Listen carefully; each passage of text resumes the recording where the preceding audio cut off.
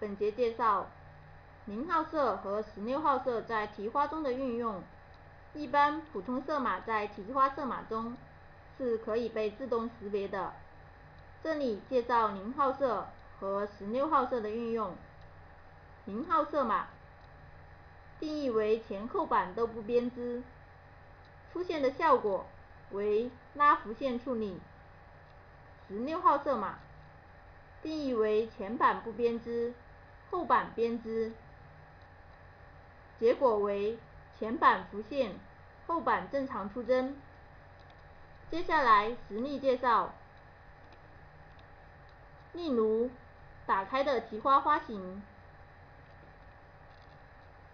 这里为16号色，也就是前板不编织，后板正常编织，也就是前板拉浮线，后板正常编织。在这里使用的是0号色，前后板都不编织。在这个花型中，背面类型为1×1A， 也称为芝麻点。浮现处理为不处理。为了能直观地看到浮现效果，先不处理浮现。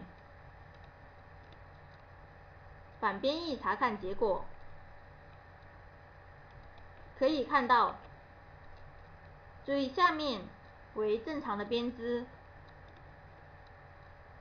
正常的编织。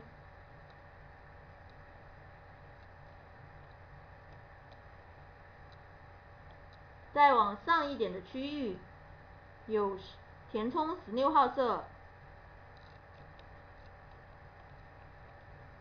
可以看到这个地方全部都是后编织，形成芝麻点的背面，并且这里都没有进行前编织。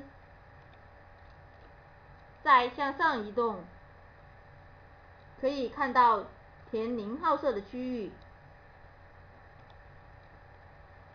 那么在这个区域内，2号纱嘴和3号纱嘴都是浮现，也就是正面和背面都没有编织。这就是0号色和16号色的运用。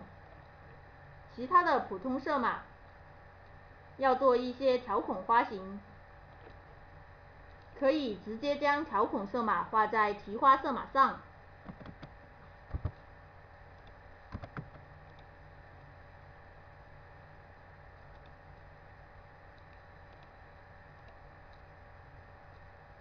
系统将自动识别。